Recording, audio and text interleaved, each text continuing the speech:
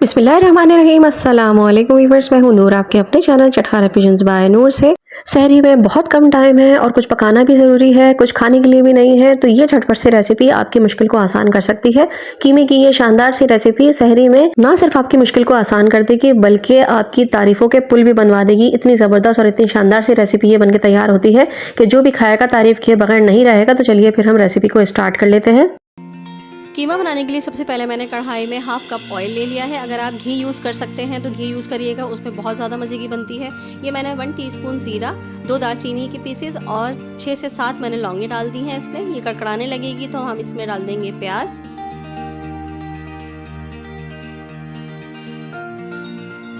देखिए मसाला हमारा सिजल होने लगा है। ये तकरीबन 2 दरमियाने साइज़ की प्याज थी जो कि मैंने डाइस में काट ली है। अब मैं इसको डाल दूँगी इसमें और हमें प्याज को लाइट ब्राउन करना है।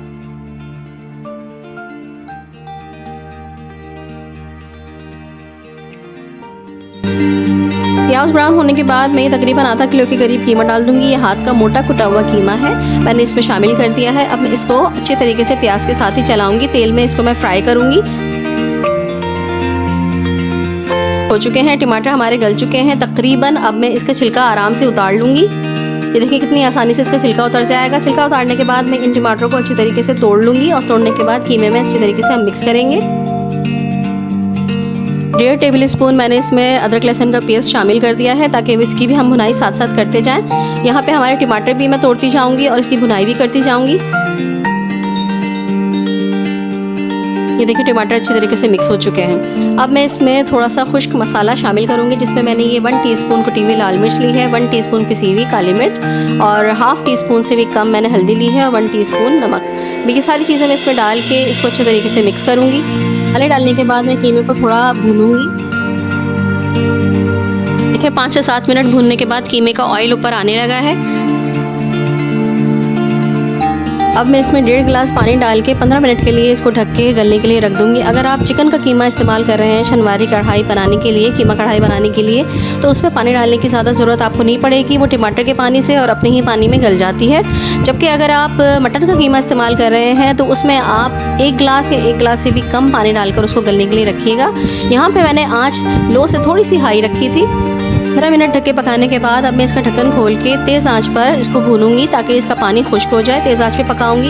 ये देखें इसका पानी काफ़ी हद तक खुश्क हो चुका है और इसके टेस्ट को मज़ीद अच्छा करने के लिए यहाँ पे मैंने हाफ कप दही ले लिया है जो कि मैं इसमें ऐड कर दूँगी और आंच मैंने थोड़ी सी धीमी कर दी है।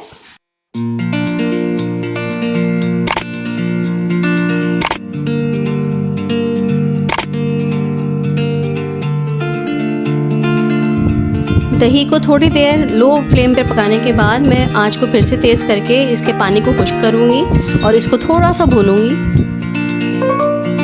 अब मैं फ्लेम को तेज़ करने के बाद इसके पानी को खुश्क करूँगी।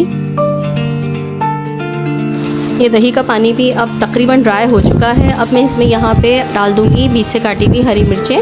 थोड़ी थोड़ी कट लगा दी थी मैंने हरी मिर्चों में। थोड़ी सी जूलियन कटी हुई अदरक इसमें डाल दूँगी और इसको अच्छी तरीके से मिक्स कर लूँगी। पानी कीमे में बिल्कुल इस वक्त ड्राई हो चुका है।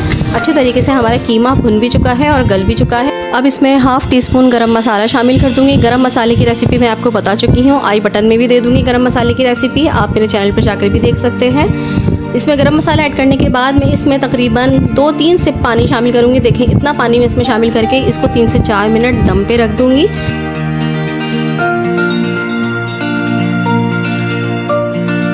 ये देखिए व्यूअर्स, शनवारी कढ़ाई कीमा हमारा बनके बिल्कुल रेडी हो चुका है।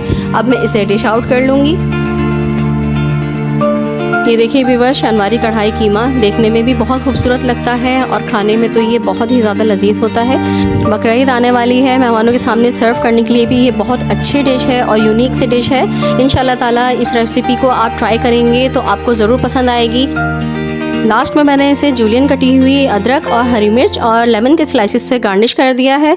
आप बकरीद पर कोई भी गोश्त की डिश बनाएं, कुछ भी बनाएं, आप उसमें लीमू और अदरक का इस्तेमाल लाजमी रखिएगा। इससे बादी नहीं होता गोश्त और आप इजीली जो है वो इसको डाइजेस्ट कर सकते हैं। इंशाल्लाह ताला आपको मेरी रेसिपी ज़रूर पसंद आई होगी। अगर रेसिपी पसंद आई है और वीडियो पसंद आई है तो एक लाइक कर दीजिए और अगर आप मेरे चैनल पर नए हैं तो मेरे चैनल को सब्सक्राइब कर दीजिए और बेल का आइकन प्रेस कर दीजिए ताकि आपको मेरी हर आने वाली वीडियो पहले मिल सके। इसके अलावा मेरे फेसबुक पेज और इंस्टाग्राम को भी फॉलो कर लीजिएगा। नेक्स्ट रेसिपी के साथ फिर हाजिर होंगी, जब तक के लिए नूर को इजाज़त दीजिए। अल्लाह हाफिज़।